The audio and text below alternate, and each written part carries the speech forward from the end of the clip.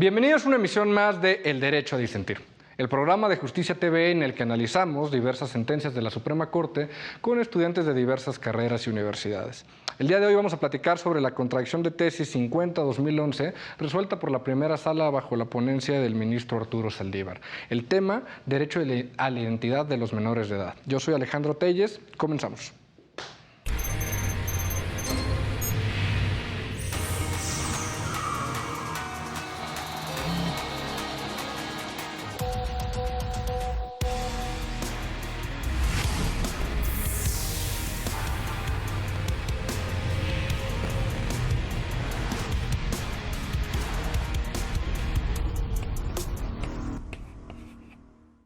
Como les platicaba, en este asunto la primera sala analizó si conforme al artículo 315 del Código Civil del Estado de Veracruz es procedente la indagación de paternidad cuando el presunto padre estaba casado con una persona distinta a la madre del menor al momento de la concepción. En efecto, dicho artículo establecía que en ningún caso será permitida la indagación cuando tenga por objeto atribuir al hijo a quien, hombre o mujer, haya estado casado en la época de la concepción con persona extraña a la filiación. Para platicar sobre este tema nos acompañan Paula Argüello, de Derecho del ITAM, Luis Lima, de Derecho de la UNAM, Alejandra Toral, de Medicina de la Universidad Autónoma de Querétaro y Rodrigo Valadez, de Derecho del CIDE. Bienvenidas y bienvenidos, qué gusto tenerlos por acá. Ya pudimos estar platicando un poquito fuera de cámara sobre temas completamente ajenos a la materia, pero ahora sí me gustaría conocer sus puntos de vista. Luis, empiezo contigo, bienvenido. Platíqueme un poquito, ¿de qué va la sentencia? ¿Cuáles fueron los hechos que llegaron a la Corte? Claro que sí, Alejandro. Bueno, principalmente el tema de respecto al análisis de la indagatoria de la paternidad y el derecho a la identidad de los menores o de los niños. Y esto, bueno, es una contradicción de tesis justamente entre dos tribunales colegiados y, bueno, que llegó a la primera sala de la Suprema Corte de Justicia de la Nación en el expediente 50/2011. Y, bueno, pues la sentencia o los criterios o la resolución de la sala se divide en dos partes, ¿no? La primera es justamente el tema del derecho a la identidad de los menores y su conexión con la investigación de la paternidad. Esto basado en el tema de justamente cómo los menores deberían de tener el derecho a ser identificados y el derecho que se encuentra amparado tanto por el artículo 4 de la Constitución, así como los tratados internacionales, ¿no? Principalmente. Y bueno, pues respecto al tema de la indagatoria de la paternidad, justamente mencionan al respecto del Código Civil del Estado de Veracruz, en su artículo 317, me parece que es, que habla al respecto de justamente esta situación de reconocer la paternidad basado en una prueba de, eh, de ADN y justamente que si se puede o no oponer a quien se le está imponiendo, ¿no? Esta situación. Qué interesante justamente de cara a señalar, o bueno, ya se han hecho los señalamientos a posteriori, digo, estamos hablando de 2011, al día de hoy obviamente han generado una serie de cambios, tanto legislativos como legales, al respecto de esta situación de la identidad de los menores, ¿no? Porque pues ahora podríamos decir que un menor se encuentra identificado con la clave única del Registro Nacional de Población, el CURP, o la CURP, pero pues en muchas veces muchos tratadistas y muchos investigadores, sobre todo de tema o de talla internacional, han relacionado o han relatado que esta situación pues no es así o no sucede así, puesto que no existe una cédula de identidad como Claro. tal, ¿no? Como nuestra credencial para votar. Sí, caemos en ese tema de que el INE termina adquiriendo mucha mayor relevancia de la que, bueno, no, probablemente sí la debería tener. Pero regresamos a ese tema. Alejandra, bienvenida. Qué gusto tenerte por acá. Seguro tu perspectiva nos va a permitir abordar otras aristas de este tema tan interesante. Platícame un poquito. ¿Qué te pareció la sentencia? ¿A favor, en contra y por qué? La verdad, creo que es un caso bastante complicado, ¿no? Por un lado, sí, el niño tiene derecho a saber quién es su papá, ¿no? En identidad, sobre todo esta parte de la familia y la importancia que tiene la familia en el desarrollo de muchísimas cosas. En la familia es donde aprendemos a establecer vínculos afectivos, donde aprendemos quiénes somos, a socializar, nuestro propio desarrollo de identidad. Y aquí está interesante, ¿no? ¿Qué va a pasar también con un niño cuyo papá no lo quiere reconocer como propio de alguna manera y donde incluso hay rechazo para discernir esta parte? Entonces creo que sí es un tema bastante interesante y pues en el desarrollo de qué manera influye.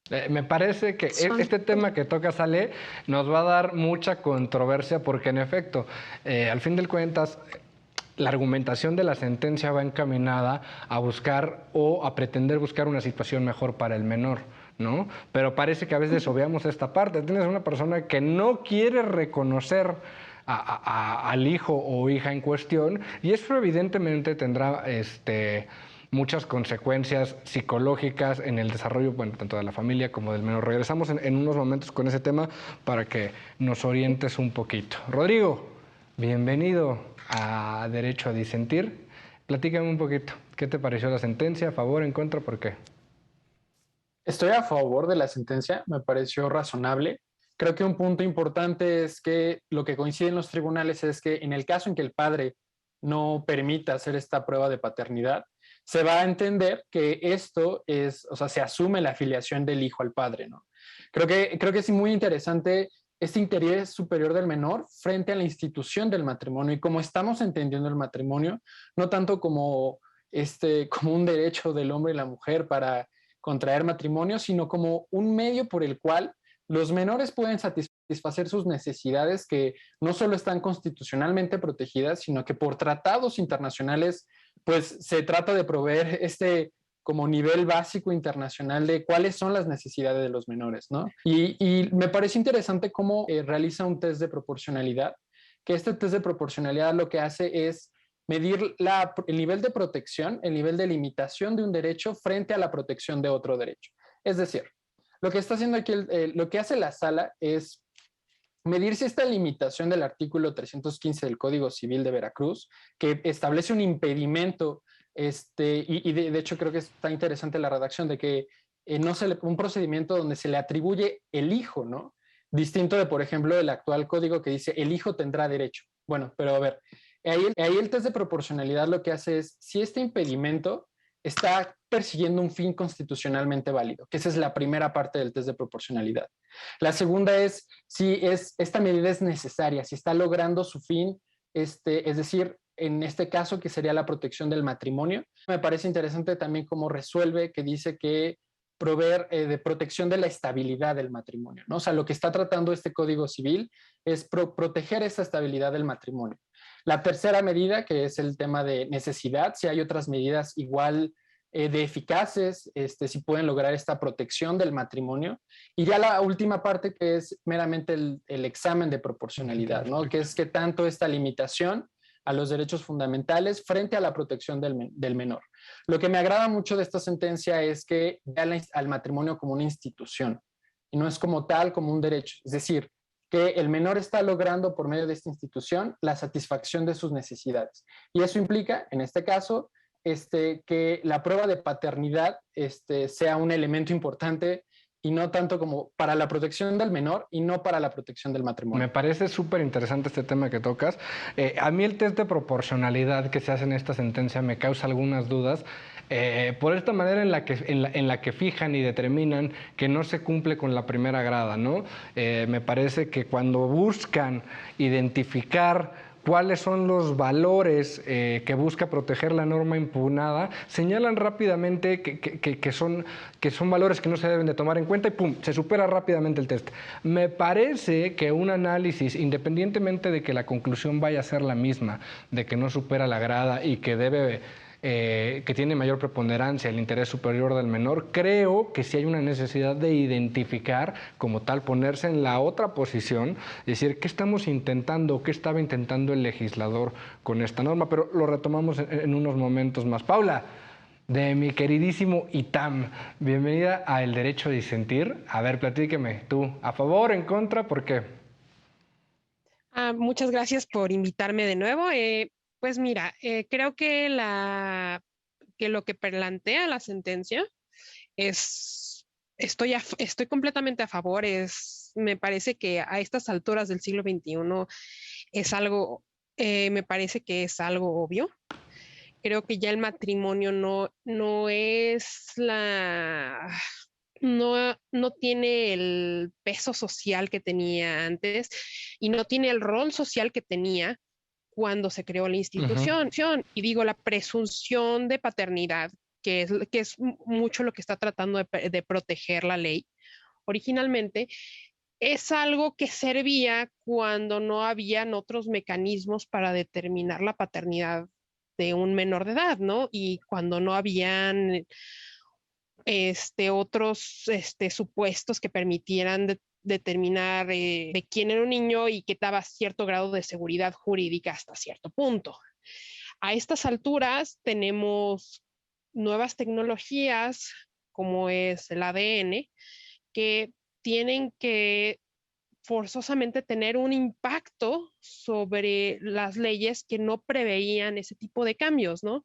Entonces, lo que creo que es muy innovador de la sentencia es que corrige una falta de actualización de una norma que que sí tenía un fin válido en su momento, pero que ahora se ve rebasada por la realidad.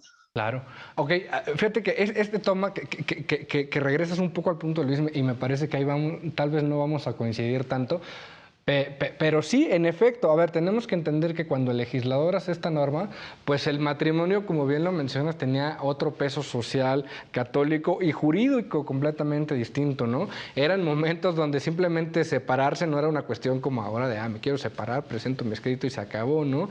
Era mucho más complejo por todas sus implicaciones, ¿no? Y esto, obviamente, no podemos hacer a un lado el tema de las implicaciones desfavorables para la mujer, ¿no? Y cómo estaba concebido el matrimonio. Pero a mí me genera ciertas dudas, por ejemplo, aquí en la sentencia se menciona que uno de los fines como tal de este tipo de normas, de la norma impugnada, es la protección al encubrir una relación extramarital.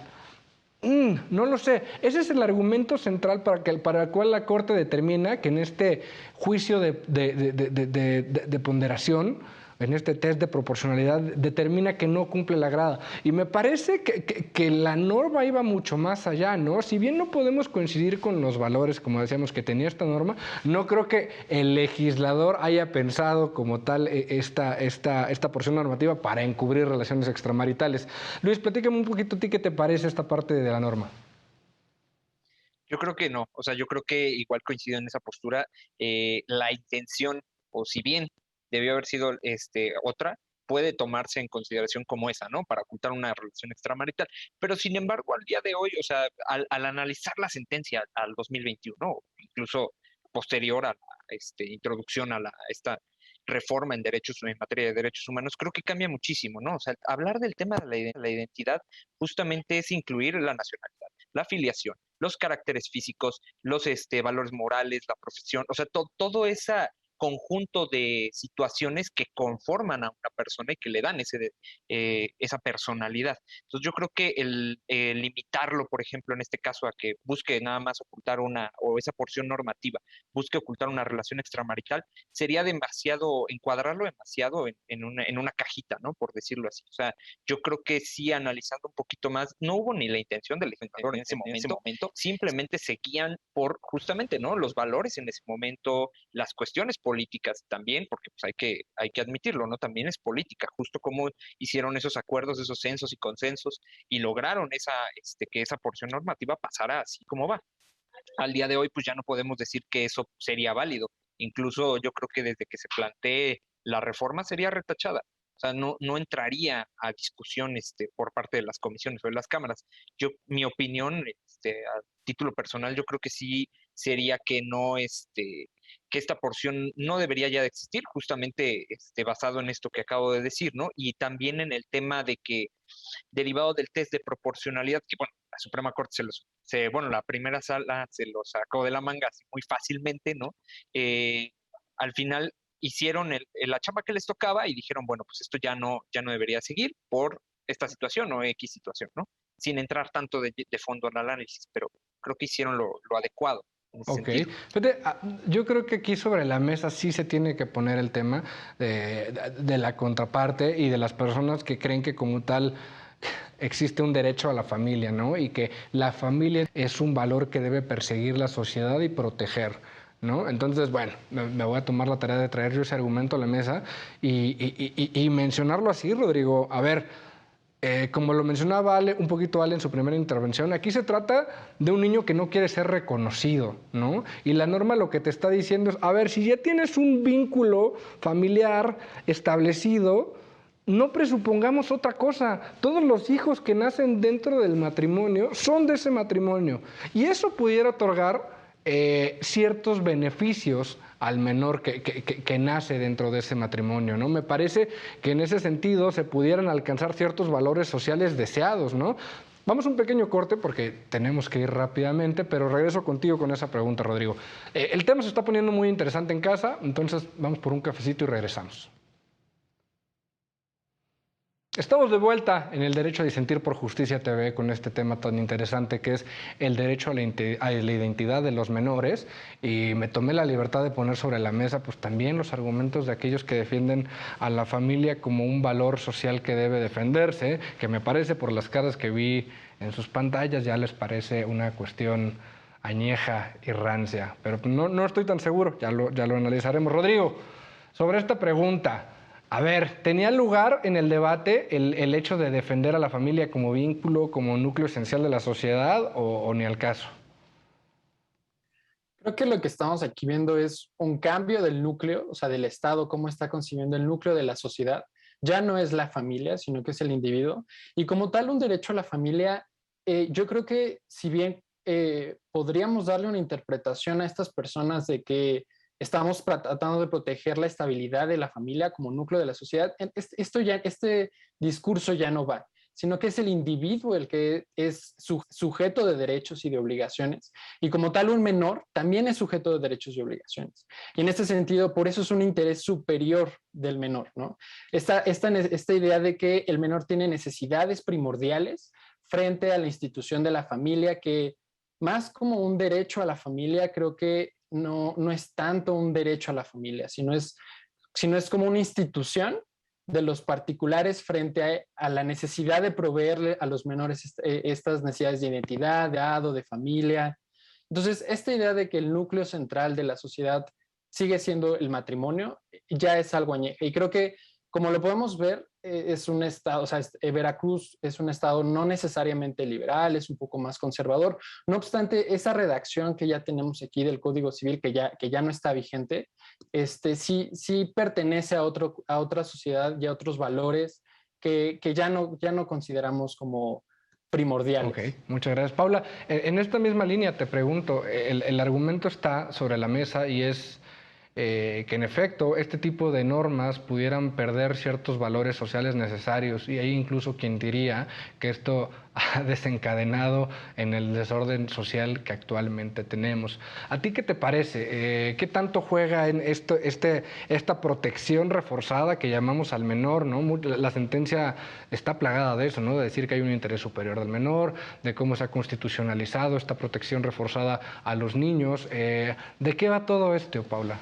En el tema correspondiente a la protección especial para la familia, que es considerándola como un valor necesario para nuestra sociedad, creo que hay que tener ciertos matices. Quiero traer a colación a una autora que a mí me gusta mucho en particular, que se llama Iris Young, en particular un libro que se llama Las 5 caras de la opresión.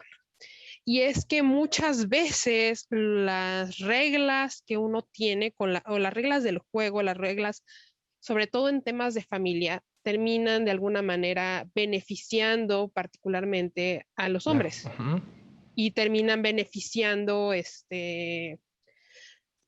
más, son los principales beneficiados en todo este juego. En el caso de esta regla, pues el niño no tiene problema de que su mamá lo reconozca, ella lo parió en el hospital, es muy fácil identificar de dónde viene, nunca ha habido un problema, no es un problema identificar que sea de la mamá. El problema es el padre, y el padre, en este caso, se puede escudar bajo una presunción legal para no cumplir derechos y obligaciones que le corresponden por haber engendrado un niño con otra persona, ¿no? independientemente de eso. Y el niño es el que requiere la protección porque él está en una situación más vulnerable que cualquier otro miembro, que cualquier otra persona, porque es un niño que no va a poder, que no tiene certeza jurídica de quién puede solicitar alimentos, quién tiene su guardia y custodia, cómo va a pagar sus estudios, quién se va a encargar de vestirlo, en caso de que su mamá muera, a dónde va, en caso de que no tenga otra familia con quién se va, es muy delicado. Por eso creo que la protección reforzada al menor es tan importante. No es simplemente el tema de que es muy bonita el valor de la familia y no divorciarse somos todos muy unidos, pero cuando uno se fija, hay muchos problemas de por medio, entre ellos que se favorizan ciertas conductas de los hombres particularmente que terminan teniendo un efecto negativo no solamente en los menores, sino en la madre que termina teniendo toda la carga patrimonial, ¿no? Claro, y fíjate que, híjole, este tema que tocas me parece muy relevante porque mucho se ha hablado y hay algunos autores que dicen tenemos que cambiar completamente la forma en la que está regulada el derecho de familia en general. En específico, yo recuerdo, hay un análisis que hacen Posner y Becker donde mencionan que la figura matrimonial como tal que viene del derecho romano está enfocada y está hecha con base en estos estereotipos de género, ¿no? Asumiéndolos como bases exactas y como tal, toda la regulación que se hace de este vínculo matrimonial está hecho en la visión del hombre como proveedor y la mujer teniendo que cumplir este rol de casa, ¿no? Y de protección a los menores. Y así se veían los temas tanto para las separaciones, para la asignación de bienes, etcétera.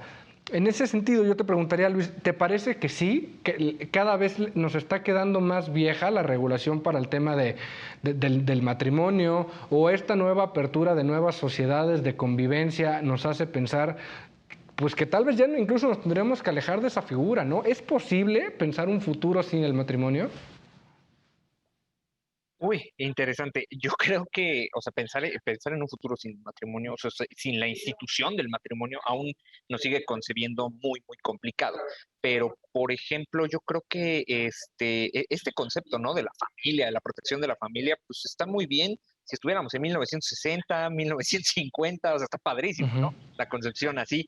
Pero yo creo que al día de hoy, más allá del derecho a la protección del menor, o sea, sí que, o el interés superior de la niñez, también es hablar del derecho humano a la identidad, ¿no? O sea, en este sentido justamente de buscar una protección a esta esfera de derechos que se encuentra superior a muchas otras esferas que podría decir, el derecho a vivir en familia, el derecho a una educación, el derecho a... ¿Por qué? Porque el derecho a la identidad te da ese tipo de prerrogativas, o sea, te da la prerrogativa de poder acceder a una educación, te da la prerrogativa de poder tener derecho a la salud.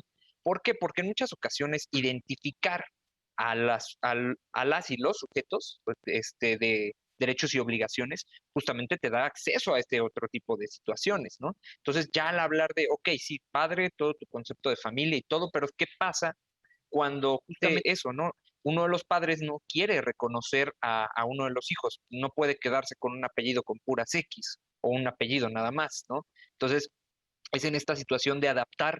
Yo creo, y respondiendo a tu pregunta, no creo que podamos vivir tal vez sin esta institución del matrimonio, pero sí irla adaptando a nuestros tiempos actuales y decir, bueno, la concepción del matrimonio la teníamos originalmente prevista así y antes no te podías divorciar, ahora sí, ¿no? Antes estabas casi obligado a pagar una pensión alimenticia y ahora, bueno, pues existen otro tipo de situaciones. Antes los hijos directamente iban prácticamente con la cónyuge y no con el cónyuge, o sea, con Uh-huh. la esposa y no con el esposo. Entonces, ahora poder ir adaptando esta serie de instituciones antiguas a nuestros conceptos, porque al final yo creo que es eso, el derecho debe de irse adaptando a lo que vayamos necesitando como sociedad. Claro. Eso sería como No, y aparte, mi a análisis. veces siento que estos cambios en derecho de familia van tan rápido que me parece que el legislador no ha sabido, las legisladoras y los legisladores no han sabido adaptarse, ¿no? Por ejemplo, ahora vemos ya con precedentes de la Suprema Corte, ya puedes cambiar tu orden de apellidos sin ningún problema, ¿no? Y no sé si las instituciones encargadas de tener todo este resguardo y registro de cómo se dan las uniones y todo nuestro árbol genealógico están preparados y están teniendo las herramientas para hacerlo. Pero en ese sentido, Rodrigo, el derecho a la identidad, ya lo estábamos platicando un poquito, la sentencia lo menciona, pero aquí también hay otra cuestión y hay otro derecho que me parece que está involucrado, que es de la persona que no quiere hacerse la prueba, ¿no? Y creo que es un tema que también ha estado muy en boga, ¿no? Porque también es un tema, el hacerse ese tipo de pruebas es también un tema de derecho a la salud, es un tema de libre autodeterminación de las personas. ¿Hasta dónde sí y hasta dónde no, Rodrigo? El tema está en la mesa también porque hay gente que no se quiere vacunar, por ejemplo, ¿no? ¿Hasta dónde les podemos pedir en ciertos casos, porque hay otros derechos involucrados, que hagan este tipo de acciones? Ahí lo que veo el tema es la idea del matrimonio como un entramado de obligaciones.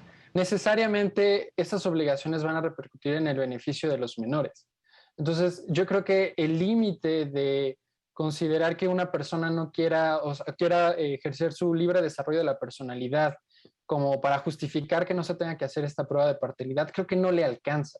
Creo que un poco más esta idea del matrimonio, que yo sí creo que sí podemos sobrevivir sin esta institución, porque ya tenemos otras, o quizás cambiarle el nombre, ¿no? O sea, esta idea del matrimonio creo que es más romántica bueno, podrá tener tintes más románticos que jurídicos, bueno, tiene tintes jurídicos evidentemente, pero lo que yo creo que es el límite de esta idea de no realizarse la prueba de paternidad sería un incumplimiento a las obligaciones que eso conlleva, ¿no? La familia, que conlleva, por ejemplo, el tema de la identidad, que necesariamente el tema de herencia, el tema de obligaciones de alimentos.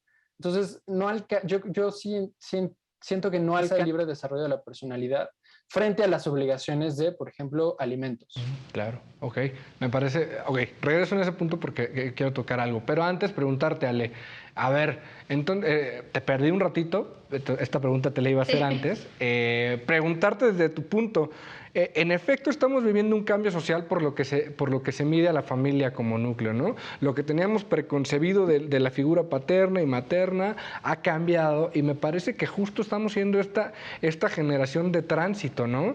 Donde nos desapegamos de ciertos estándares de comportamiento que nos pedían sociales y estamos entendiendo formar nuevos núcleos sin ciertas violencias, ¿no? Sin ciertas desventajas estructurales. Pero ¿qué impacto tiene esto en los menores, en estas nuevas generaciones? Bueno, antes que eso, creo que es importante sí quitar como jurídicamente no sé, ¿no? Pero a nivel social el ver a la familia como una institución, mamá, papá, hijos. Ok, claro. Porque realmente la familia hay que verlo como un sistema abierto. Son diferentes personas que están unidas por vínculos afectivos y por un interés común, pero este sistema es dinámico y tiene que ir evolucionando.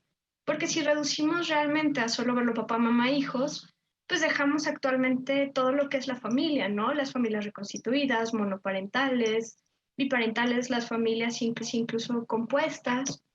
Entonces, creo que desde ahí es importante ver a la familia como un grupo de personas con vínculos afectivos que persiguen de alguna manera un fin en desarrollo personal común, pero este es un sistema abierto y es un sistema evolutivo. Oye, Ale, Entonces, y toda esta gente que nos menciona que este tipo de familia, o sea, tal cual, y de nuevo aclaro que no es mi punto de vista, simplemente lo pongo sobre la mesa. Hay personas que dicen, el crecimiento de un menor en un vínculo que no es madre y padre puede tener afectaciones psicológicas, puede llevar en ciertas situaciones no deseables. ¿Qué les diríamos ahí? que realmente lo que importa no es quiénes constituyan la jerarquía o el sistema superior de los padres, porque puedes tener una mujer y un hombre que tienen hijos, pero afectivamente son un desastre, ¿no? Realmente quien es una buena figura en este sentido paterna o de jerarquía superior es aquella persona que puede cumplir con la parte de satisfacer las necesidades, sobre todo afectivas y de vinculación, y ya después pues vienen todas las demás, ¿no? Y que en esta satisfacción también permite el desarrollo individual de la persona en formación, el encontrar quién es esa persona en el mundo, ¿no? Y su lugar. Entonces, realmente ahí no importa, lo importante es que sean, digamos, que sepan dar afecto y que sepan satisfacer las necesidades afectivas. Okay. Entonces ahí sí nos vamos a este punto, ¿no? Realmente pueden ser hombre y mujer y pueden ser los mejores o los peores papás del Claro, mundo. qué importante precisar eso y en el último bloque seguro regreso contigo porque también creo que es importante precisar y que nos comentes pues qué tanto afecta el no conocer tu identidad, ¿no? Como tal, qué tanto afecta que no conozcas a tu padre biológico, ¿no? O que tengas esa posibilidad. Pero tenemos que ir a un corte nuevamente, sé que se quedan con las mismas dudas que yo, pero no se vayan, vamos a hacer una breve pausa y regresamos. Estamos de vuelta en el Derecho a Disentir por Justicia TV, último bloque en el que vamos a poder abordar este tema de el derecho a la identidad de los menores. Y ya nos metemos un poquito en esta última discusión sobre las implicaciones de la presunción que hay, ¿no? La ley dispone que cuando una persona, el padre o el presunto padre, no se quiere hacer esta prueba de paternidad, pues habrá una presunción de que sí lo es. Platicábamos si esto resultaba invasivo, si en verdad se persigue un fin válido. Paula, ¿tú qué opinas de esta última parte? Mira, no hay duda que una prueba de ADN es algo bastante invasivo, es una prueba bastante invasiva, requiere tomar muestras físicas de tu cuerpo, requiere que lo haga un especialista, requiere que intervengan dentro de tu propio cuerpo y por supuesto que yo puedo entender que una persona tenga objeciones para que se le realice un tipo de muestra de ese tipo. El tema es aquí ponderar, ¿no? Y el tema es que más allá de la molestia física de la prueba de ADN que puede ser menor, el costo de no efectuar esa prueba es dejar a una persona totalmente desprotegida en una cierta gama de derechos y obligaciones y es una persona que además se encuentra en una situación de vulnerabilidad, ¿no? Es una persona que en general no puede valerse por sí misma, es una persona que no tiene los requisitos para mantenerse por sí Claro. misma, que no tiene, que necesita una serie de cuidados para que pueda desarrollarse como una persona como una persona funcional dentro de la sociedad. Y entonces, privarla de algo que tendría el derecho a obtener podría tener consecuencias catastróficas en el desarrollo de una persona, ¿no? Entonces, ahora, por el otro lado, si no está padre tener que yo obtener ciertas obligaciones con respecto a otro ser humano, pero como dice la expresión, it takes two to tango, me explico. El niño no se concibió solo, el niño no apareció una paloma y de repente había un niño, no hay una responsabilidad particularmente del padre, de hacerse cargo de pues sus propias acciones, ¿no? Que sus acciones tengan consecuencias y no que se cargue completamente a la madre, Claro, ¿no? y el argumento es ese, ¿no? Que muchas veces he visto. El tema es de, pues sí, de la madre no se va a tener duda, ¿no? La madre tiene que cargar 9 meses con el hijo, hacerse cargo de todo lo que eso implica, tanto en consultas médicas como cuidados, en dejar de hacer su vida, todas las implicaciones que tiene laborales, en gastos, etcétera. Y con el tema del padre, pues sí, ¿no? Nos encontramos ante esta disyuntiva de que es necesario un procedimiento como tal o una prueba médica para acreditar el vínculo. Pero entonces, como bien lo mencionabas, me parece que esta presunción que se va a hacer cuando una persona no quiere hacerse esta prueba, pues va más un tema de asignación de obligaciones que a dotarle de identidad al menor, ¿no? Me parece que no, o que el argumento no va tanto, no, que el hijo pueda conocer quién es como tal su padre. Pues no, eso no se cumple. Es un tema de tengamos quién se hace cargo de las obligaciones. ¿Tú qué opinas al respecto, Rodrigo? ¿No es lo suficientemente invasivo? Yo creo que, o sea, va con las dos, o sea, y tanto la identidad de la persona, creo que aquí nos podrían explicar, Ale, de qué tan importante es para el desarrollo de una persona que sea funcional a la sociedad, que se puede identificar con un padre o madre o dos madres o dos padres como tal, ¿no? Y al mismo tiempo hay una asignación de obligaciones. Creo que esta visión no está en conflicto, o sea, si bien Una parece ser como más económica por el cumplimiento de obligaciones, la otra un poco más como interiorizada, ¿no? Del individuo, de cómo se ve en la sociedad, dónde está en la sociedad.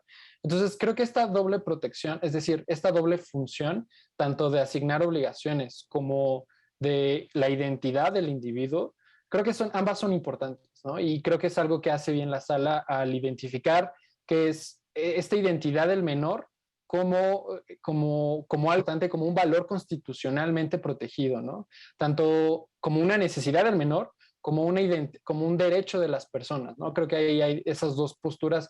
Yo, como ya persona mayor de edad, todavía tengo el derecho a la identidad, tanto como un menor que tiene una protección reforzada a este derecho a la identidad y que además deriva de obligaciones económicas, obligaciones, por ejemplo, de cuidado y demás. Claro. ¿No? Ale, platícanos entonces un poquito. Ya te había hecho te adelantado la pregunta en el segundo bloque, pero ¿qué implicaciones tiene esto? Que el menor conozca por una presunción quiénes son sus padres o el simple hecho de que no se quiera hacer cargo una de las partes de él, ¿no? ¿Qué implicaciones tiene este tipo de decisiones?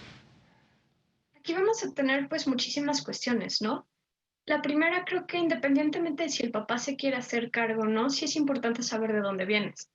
E incluso esta cuestión de que hay un rechazo. Lo que va a ser importante aquí cuidar en el desarrollo del menor es que esta historia de mi papá no me quiso no se convierta a su narrativa, no se convierta, digamos, su tarjeta con la que se presenta a la vida, sino que sea nada más una cuestión más en su desarrollo. Y esto se puede lograr ahora sí que si la mamá y la familia de la mamá logran satisfacer las partes afectivas de manera adecuada.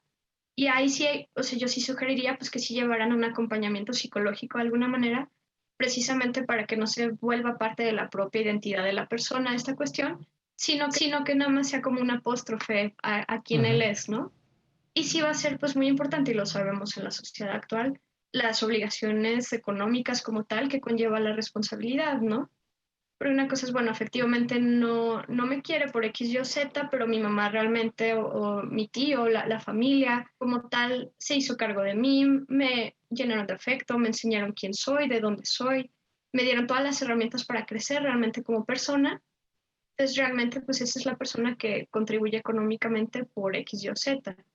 Ahora, si se vuelve parte de la bandera de es que eres el que papá no quiso, el que papá rechazó, y es que pobrecito de él porque papá no lo quiere, no lo reconoce, entonces ya empezamos a ver que se genera una cuestión dentro de este desarrollo que se llaman experiencias vitales tempranas adversas.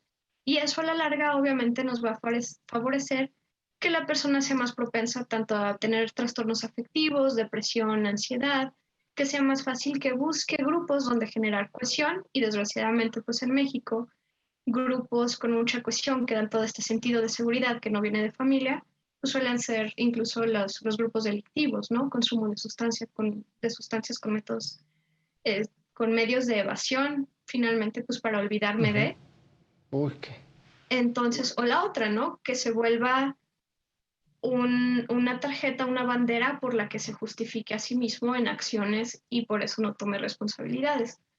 Entonces aquí, pese a todo, también va a depender mucho, y ahí viene también la carga de la mamá, ¿no? Qué tan bien o mal lleva esta situación y qué tanto puede ella o su familia o su sistema de apoyo pues generar esta pues, satisfacción afectiva y enseñarle a vincularse sin que esto sea pues ahora sí la bandera de Claro, presentación. y creo que también, como mencionaba Rodrigo, tenemos que entender que este derecho a la identidad no es una fotografía, no es un momento fijo, sino que a lo largo de nuestra vida vamos desarrollando esta identidad y simplemente, como dices, vamos conociendo esta identidad, ¿no? A lo largo del tiempo. Y para el ejercicio incluso de este llamado libre derecho, el libre desarrollo de la personalidad, necesitas ciertas bases mínimas que te permitan tener la opción de decisión, ¿no?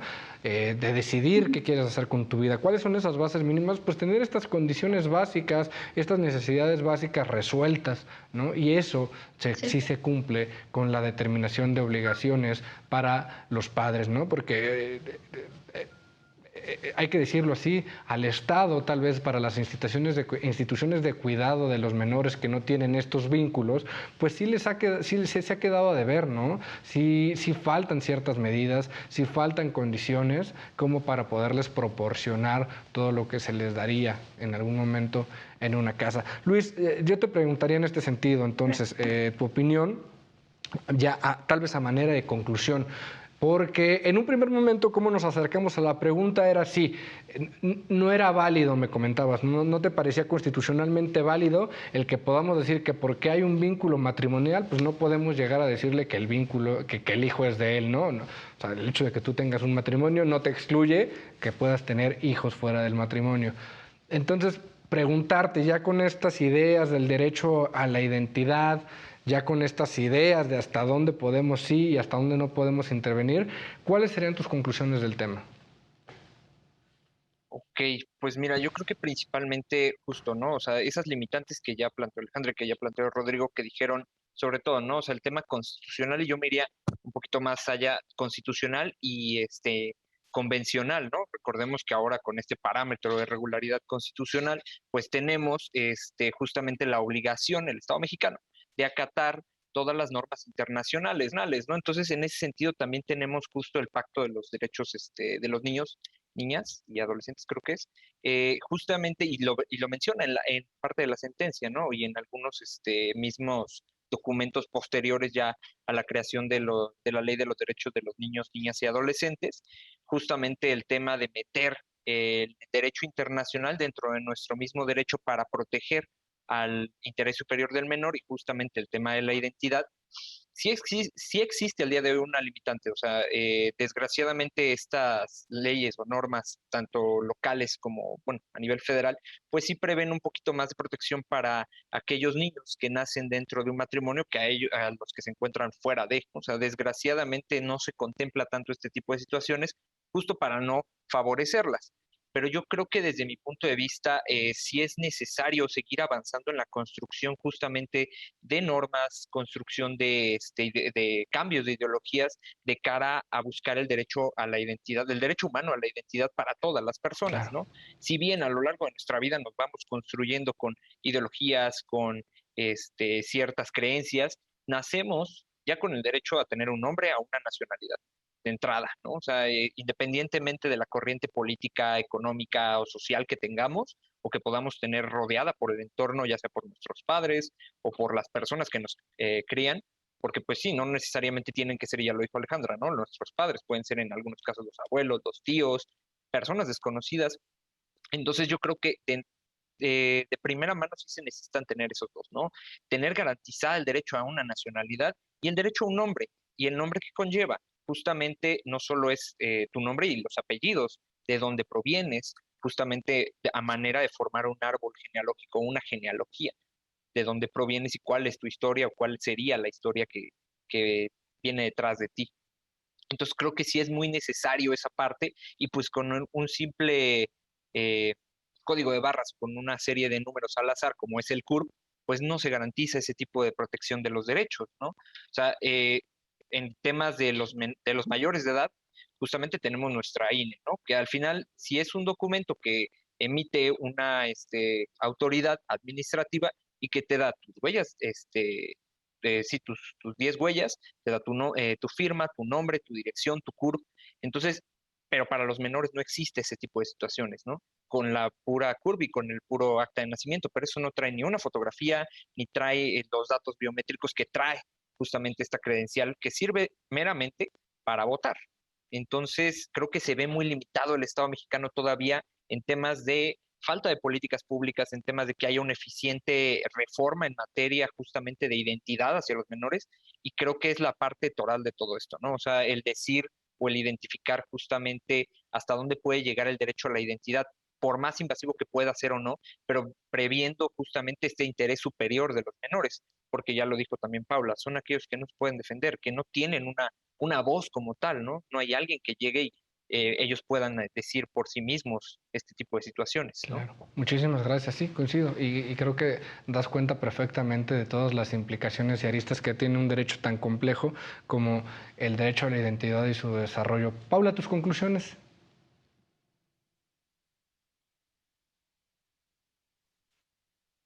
Pues sin ahondar mucho más, porque creo que Luis ya ha dado un enorme panorama y no quisiera repetir. Simplemente creo que es una gran sentencia que creo que está dando un paso adelante para la protección de los derechos del menor. También creo que tiene unos impactos, sobre todo en temas de género y en temas de la manera en la que concebimos la familia, que no son menores y que de hecho tendrían que ser el gran motor que motive las próximas reformas en materia de familia en el país. Claro, tienes toda la razón. Muchísimas gracias. Rodrigo, tus conclusiones, por favor. También estoy de acuerdo con todo lo que han comentado. Creo que me parece esta una sentencia importante porque algo que también, a modo de conclusión, es el papel de los jueces para actualizar la normativa que se queda años atrás, ¿no? Entonces creo que este es un buen ejemplo de cómo un juez puede formar parte de esta actualización de las normas y de este cambio en la percepción de los principios y valores, porque estos principios y valores no solo cambian conforme la sociedad va evolucionando, sino que también se tiene que ver reflejado en documentos legales, ¿no? Entonces, creo que lo importante de esta sentencia justo es no solo el derecho a la identidad, la prueba de paternidad, sino que además el papel de los jueces frente a esta nueva, bueno, no corriente, sino a este cambio de ideología, a esta idea más de derechos de individuos que de familia, por ejemplo. El activismo judicial y sus grandes ventajas. Ale, cerramos contigo. Bueno, creo que aquí es importante, yo del área médica, del área judicial no sé mucho, pero es como si es importante empezar a actualizar estas definiciones, ¿no? ¿Qué es una familia? ¿Qué sistemas lo conforman? Lo conforman, la importancia pues de la vinculación afectiva. Y otra cosa ahorita, tomando un poco de lo que dijo Luis, ¿no? El árbol genealógico. De alguna manera esta batalla por el derecho a la identidad se va convirtiendo en la medicina moderna en un derecho a la salud. ¿Por qué? Porque si tú sabes de dónde vienen actualmente, ya se está sabiendo toda la heredabilidad que puede haber de diferentes padecimientos. Entonces, no es solo negar saber quién es tu papá, sino es negar qué riesgo de qué patologías puedes desarrollar en un futuro, de qué te tienes que empezar a checar de manera temprana para incluso poder prevenir, ¿no? Entonces el tema se vuelve todavía muchísimo más complejo. No es solo no te quiero reconocer y la repercusión que eso va a tener efectivamente en el menor, sino el negarle el derecho a la salud en un futuro donde nos estamos enfocando ya en modelos preventivos. ¿Qué puedo tener y cómo le hago para protegerme desde mi infancia? Qué forma de cerrar. Claro que ese es el debate, claro que abre otra arista de discusión mucho más compleja, porque en efecto hay enfermedades que vienen de herencia y el poder conocer eso haría la vida mucho más fácil, y tiene un tema también ahí de aplicación de recursos por parte del Estado. Gran cierre. Les quiero dar las gracias por acompañarnos y también a todos ustedes en casa. Ojalá lo hayan disfrutado tanto como yo. Esto fue El Derecho a Disentir por Justicia TV. Yo soy Alejandro Telles y nos vemos en la próxima.